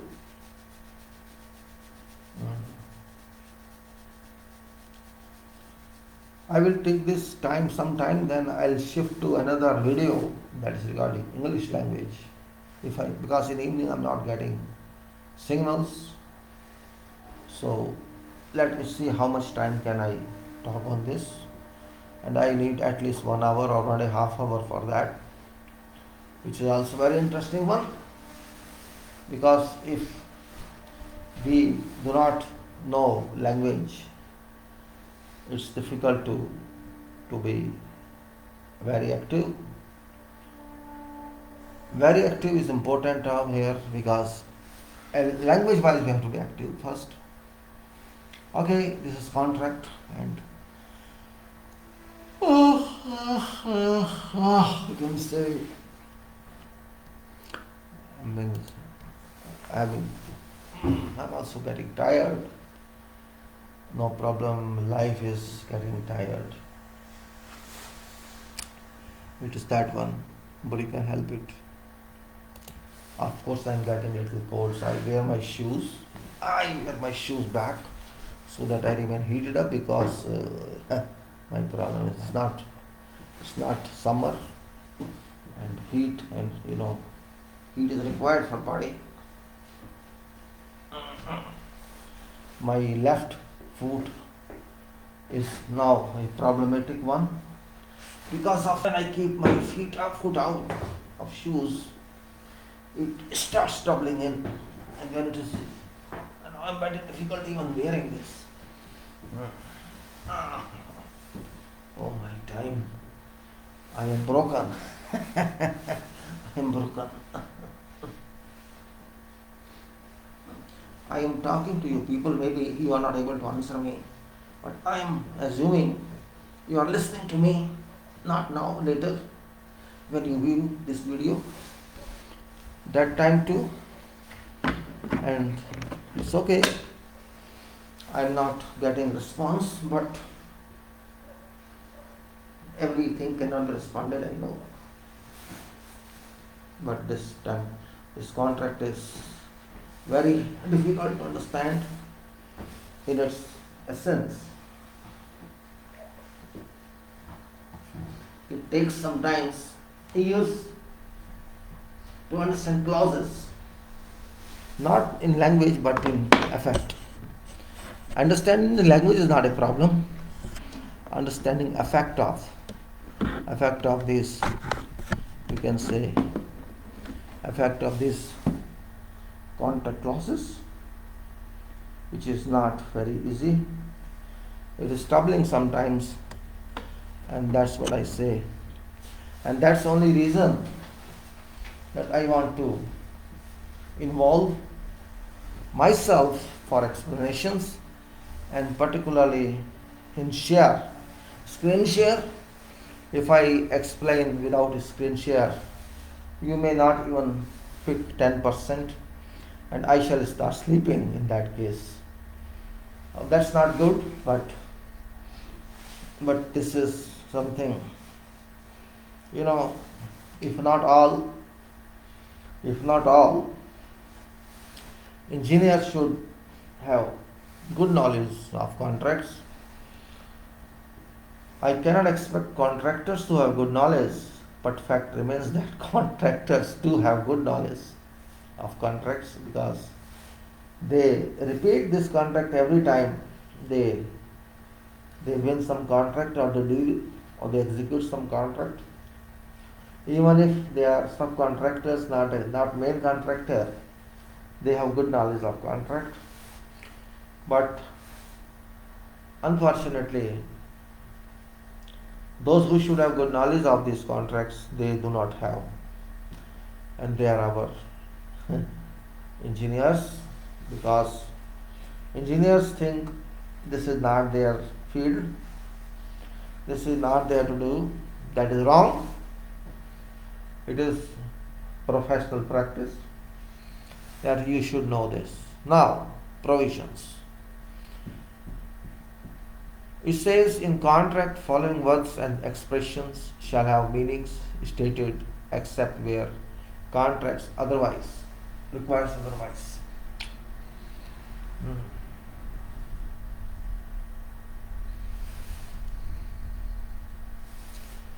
There are many definitions we have to go through.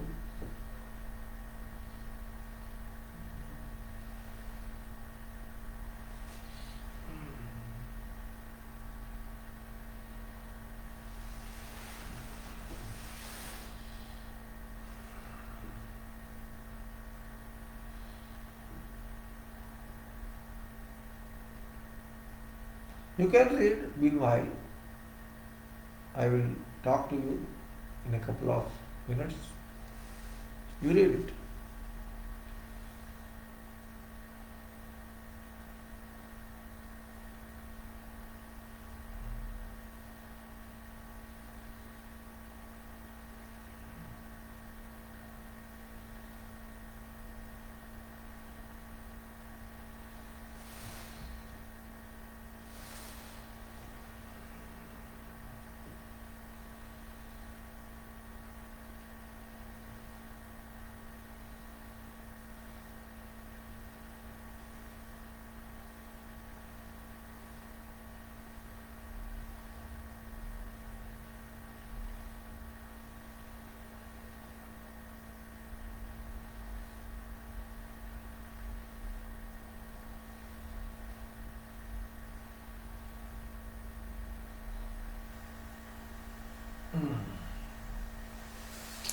It says accepted contract amount.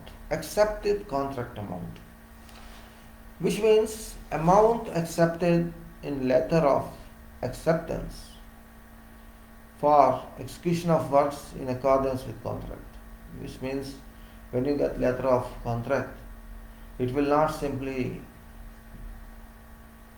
communicate to you that this job is yours, but will give a figure on that this job amounting to this much contract sum, or you can say contract fixed lump sum is yours. Advance payment certificate. Advance payment certificate. Payment certificate issued by engineer for advance payment under subclause 14.2.2. And then advance payment guarantee, means it's guarantee not certificate. Under subclause 14.2.1 it is defined, and base date, as I said, 28 days earlier latest. Now for submission of tender, the date you are submitting tender or closing your tender minus day 28, that is date of base date. Completion, filing of tender, or you can say submission of tender or closing of tender minus 28 days is base date. Bill of quantities. Very common term, bill of quantities. Generally in chart we call BOQ.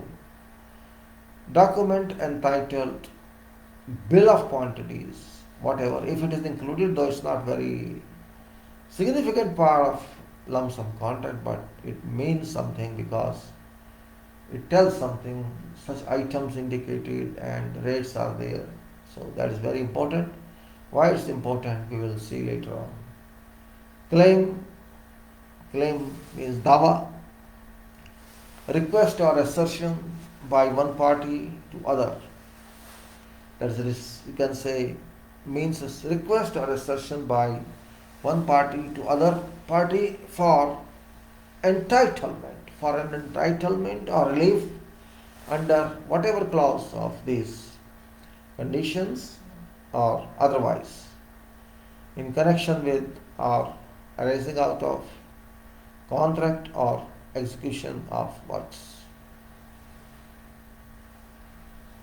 Then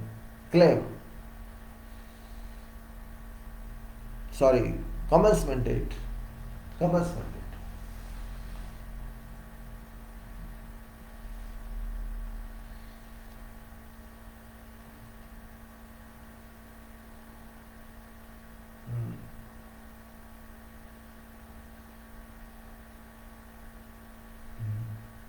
Just revolving my neck. Sorry, don't miss you meanwhile.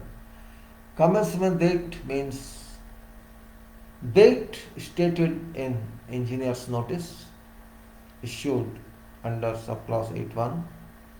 Whatever day to commence on the date, that will be first day of contract. Because at tender date, in tender, commencement date could not be given, which was not possible. But now because it has been accepted, so date can be fixed by agreement with both. And you can say this is my commencement date.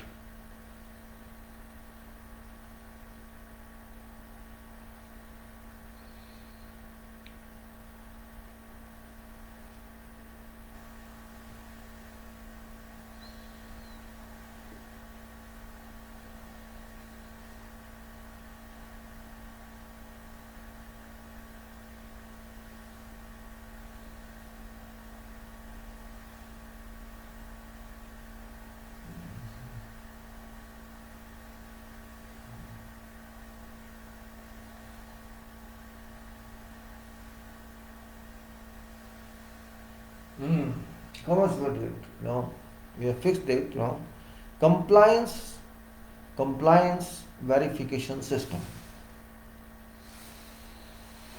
Compliance verification system.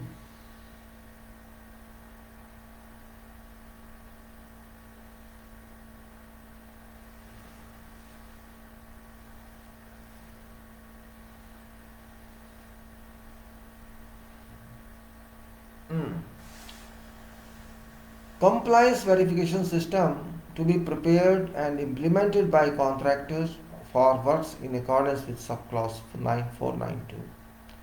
It is to be prepared and implemented by contractor for works. Condition of contract or these conditions, which means these general conditions as amended by particular conditions. These general conditions amended by particular conditions.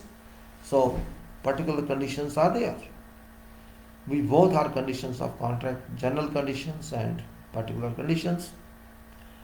Then you can say contract, which is main body, contract which is main, and let us say what is that?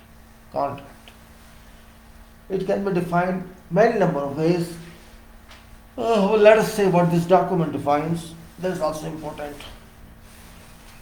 So contract agreement, you can say number one, contract agreement, letter of acceptance, letter of tender, any or whatever addenda referred to in contract agreement.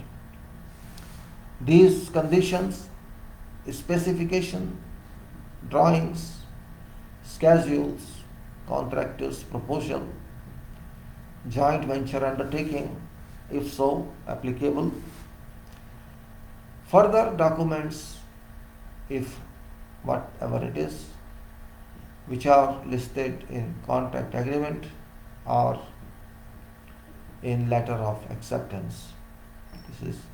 Means this contract defines here is complete different structures of document.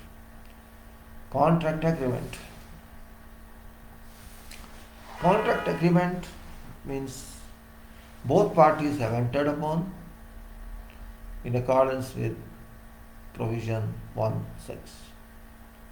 Data means same, which constitute part A of particular conditions.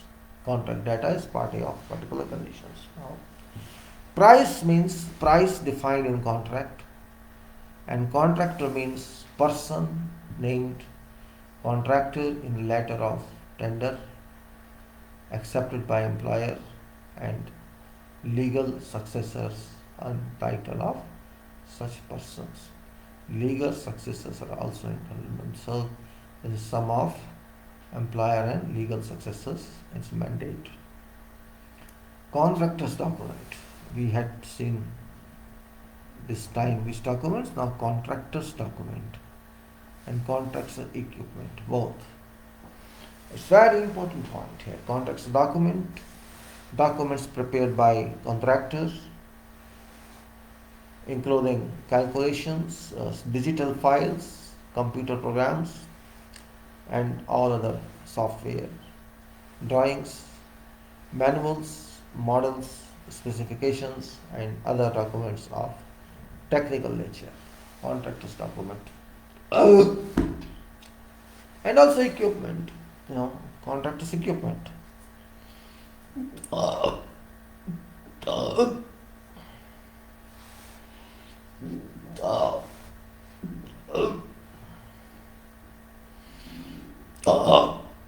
Sorry. Sorry. Sorry. All apparatus, equipment, machinery, construction plant, vehicles, and other items required by contractor for execution of works. Contractor's equipment excludes temporary works. Plant, materials, and other things intended to form or forming part of permanent work. Be clear here. It's permanent work, permanent equipment, not temporary or something or preparatory. Equipment are those for which you shall be paid directly. Apparatus, equipment, machinery, construction plant, vehicles, and all other items required by contractor for execution of works. Contract equipment excludes temporary work, plant machinery, materials, and any other thing intended to form or forming part of permanent work. Contract is personal. Contract is personal. Contract is representative, and all personnel whom contractor utilizes on site or other places where works are being carried out, including staff, labor, or other employees of contractor on of each subcontractor, and whatever other personnel assisting contractor in execution of works. Contractor's representative. Contractor's representative, okay, means natural person. Natural person, you can say,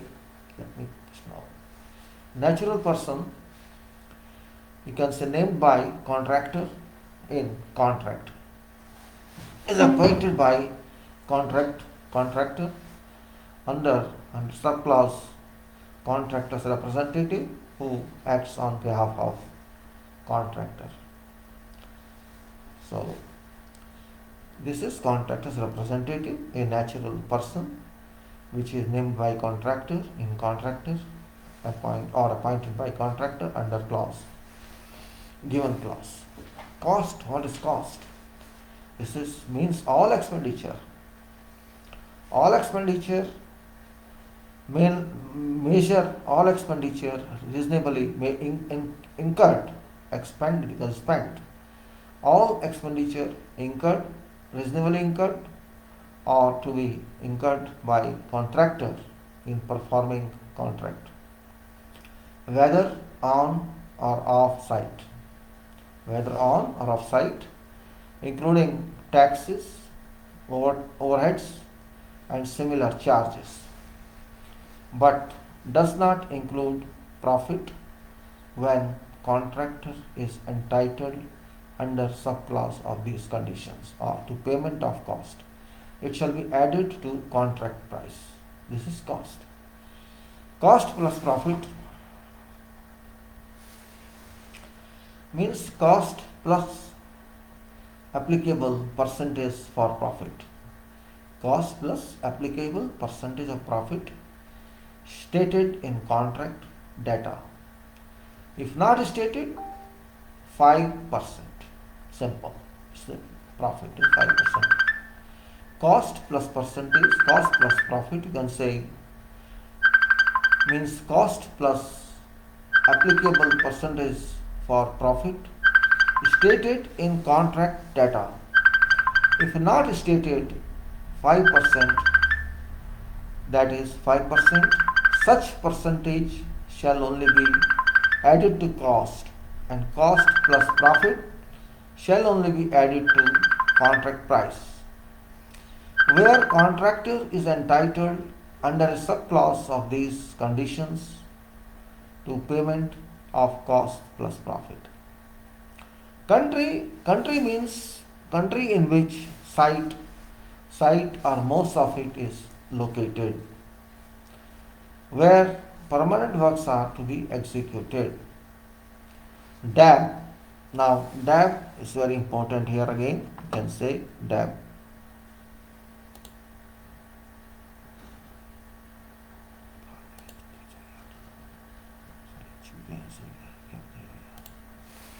DAB, Dispute Avoidance Adjudication Board. We just talked of that, which means sole member of or 3 members as case may be, so named in contract, are appointed under subclass 21(1). DAB agreement. DAB agreement, which means agreement signed or deemed to have been signed by both parties and sole member or each of 3 members as case may be of DAB in accordance with subclass 21(1), constitution of DAB, or subclass 21(2), failure to appoint DAB members, incorporating by reference to general conditions of dispute. Avoidance adjudication agreement contained in appendix to these general conditions and with such amendments as are agreed. Date of completion. Date of completion. Date of completion means date stated in taking over certificate. Date stated in taking over certificate issued by engineer, or if last paragraph of subclause, taking over works and sections applies. Date on which work or section are deemed to have been completed in accordance with contract or its subclause, and you can say applies date on which works or sections or part are deemed to have been taken over by employer. And day means a calendar day. Day means a calendar day. Day work schedule means document entitled day work schedules if includes contract showing amounts and manner of payment to be made to contractor for labor, materials and equipment used for day work under this. And day work has to be understood first. Its different term may not be clear about this, but it is very important term and we will discuss it briefly. I am just telling you now. There is some item on site or in contract which cannot be priced directly due to non-availability of that definition in price list or in BOQ, and we cannot measure it also due to whatever reasons. Means there is an exclusive item for which no rates are available, and sometimes it can be different. It can be repair item, it can be summer item, which means you are going to claim that, but you cannot. Engineer accepts that you have to do this job, whatever sort. May be something different, but payment has to be made. How to make payment? Point is that. So there is some item that you say, okay, we will do this today, and we'll pay you tomorrow or day after tomorrow. But if you want, we can use it as signature. You party go there.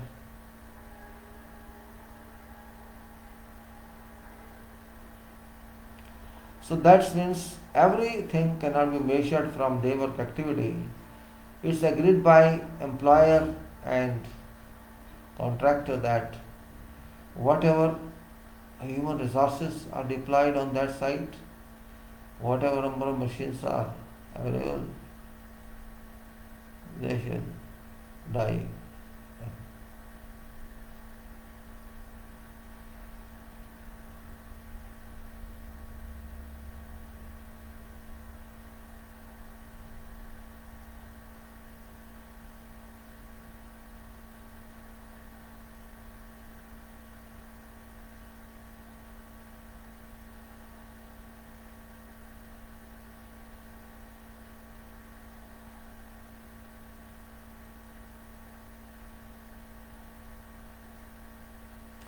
So you understand what is day work? All records of material, machinery, workers employed on that unknown activity, and both sign in evening representative of ours.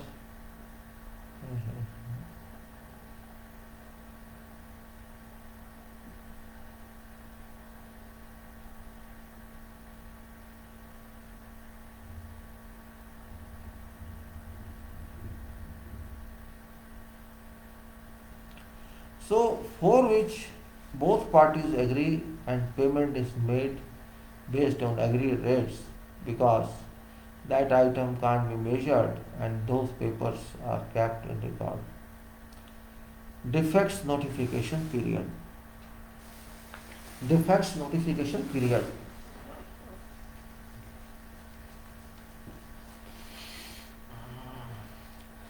means period for notifying defects and or damage in works or a section or part, as case may be, under subclause 11.1, completion of outstanding works and remedying defects stated in contract data, and if not stated, 1 year, and may be extended under subclause 11.3, extension of defects notification period. Period is calculated from date of completion of works or section. Delay damages means damages for which contractor shall be liable under subclause for failure to comply with subclause, that is called time for completion, and delay damages shall be paid. And dispute means any situation as such. Dispute, which is a term that you cannot dispute. Dispute is dispute when two parties don't agree on something, it is called dispute. One party makes a claim against other party, which may be a claim as defined in these conditions on a matter of to be determined by engineer under these conditions or otherwise. Other party or engineer under subclause 372. Engineer determination rejects the claim in whole or in part. And first party does not acquiesce by giving NOV under subclause dissatisfaction with engineer determination or otherwise. Provided, however, that failure by other party or engineer to oppose or respond to claims in whole or in part may constitute a rejection if in circumstances DAB or arbitration as case may be deemed reasonable or for it to do. And drawings means drawings of works included in contract, and any you can say additional or modified drawing issued by on behalf of employer in accordance with contract. All drawings. And employer means person named in contract as employer, and that is legal successors entitled to this person, right? And employer's equipment and employer's personnel. Employer equipment means apparatus, same as we said, contractor's equipment. Here the employer's equipment means apparatus, equipment, machines, construction, plants or vehicles to be made available by employer for use of contractor under subclause 2.6. Employer supplied materials and employer's equipment, but does not include plant which has not been taken over under clause 10. Employer's taking over. And employer's personnel means engineer Employer's personal means engineer, engineer's representative, if appointed, and assistants describing in sub clause can say delegation by engineer and all other staff, labor and other employees of engineer and of employer engaged in fulfilling employer's obligations under under under contract and any other personnel identified as employer's personnel by a notice from employer or engineer to contract.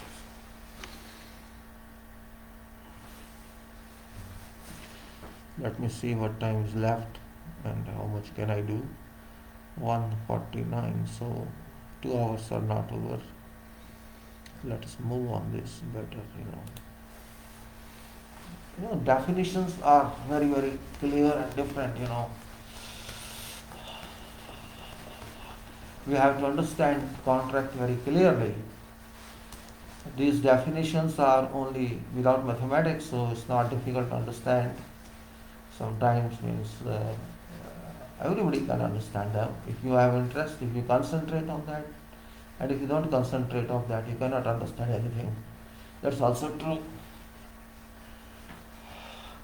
Contract understanding is not difficult at all. Again, I'm saying but if you deal on contract and if you do not understand contract conditions, then you cannot deal on contract. Simple. You may be whatever experience in life, but you see, until you have contract experience, you cannot move with command. When you experience, everybody will respect you because it's question of work and money. You are handling money of someone, and you are also handling acceptance of job done by someone else. There are two issues here. You are liable because you are helping someone to spend money or invest money, and you are taking responsibility of someone who means you are taking care of that employer on behalf of employer to make sure that whatever work is done and whatever payment is made, there's work done by contractors is reasonably well with quality and quantity and in compliance to contract conditions, which is very, very important point. It's not simply make joke of that and accept everything. That's not the way contract is done. Contract is contract, and employer's obligations are employer's obligation. No compromise at all. No compromise at all.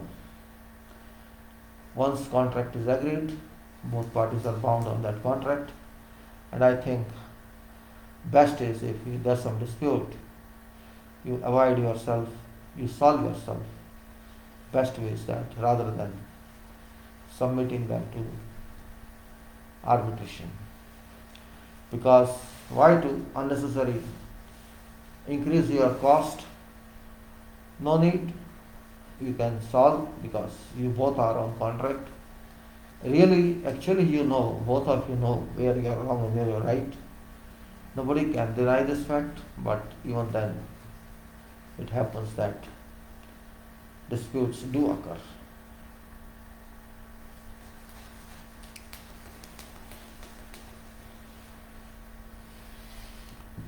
So when I say employer supplied material, means materials to be supplied by employer to contractor under certain clause,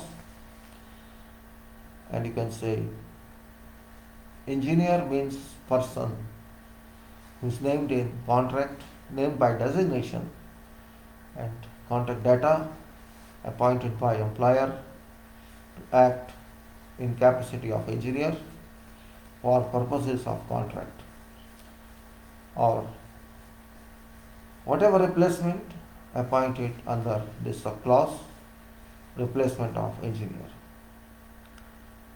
Engineer's representative means natural person who may be appointed by engineer under subclause. And also exceptional event, which is very important term, we can say a kind of replacement of force majeure, exceptional event or circumstances as defined in that clause. Extension of time, EOT means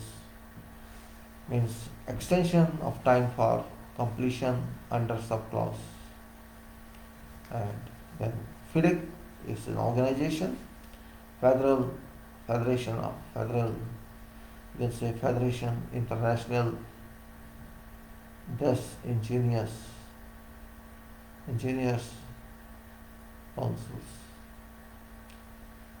And then you can say final payment certificate, FIDIC, as we have seen, payment certificate issued by engineer under subclause 1413, and final statement made means statement defined subclause for final statement, and foreign currency means currency in which part or contract price is payable but not local currency, and general currency means document entitled conditions of contract for construction for building and engineering works designed by employer.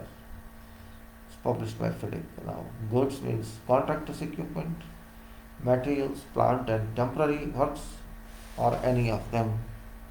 An interim payment certificate, as we discussed, IPC, payment certificate issued by engineer for an interim payment under subclause this. And joint venture, we'll see that one. So I think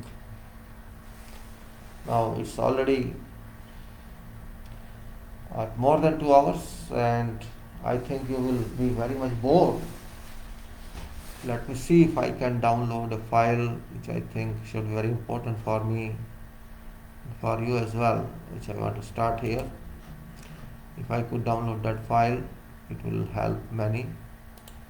And that's there. Now that is, if I take this and go to Yahoo, that's a very important file actually, I just wanted that in my mind because in evening time it's not possible to do that, but English it is, translation, and that's also very important one. And let me see if I can do that. I'll take 1 hour on that today only, because that's very important point for everyone, not because I like it or I want to share with you, but because it's something interesting, you can say. Interesting one. I'll download, I'll see if I can do it. I like to take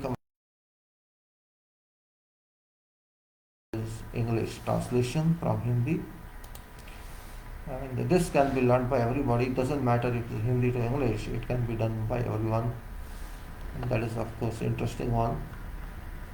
Interesting in not because I am telling, but that's really interesting one, I can say. And I think I have downloaded that. And let me try to save it if I can. Then I can say that I'll take care of that translation into English operational, and I put this in my folder, I can say, and I put this in my folder. Yes, translation into English operational. So now I'm going to close this file of, I can say I'm going to close this file. You can see this one, and general I'm going to close this video of talk here. I'll open that file. That is in words. Let me do that. And I truly like to take your time onto that, which is important one in that case. And I can say this also have to close. Let's close this first, which is important one. And I say fine, it's okay.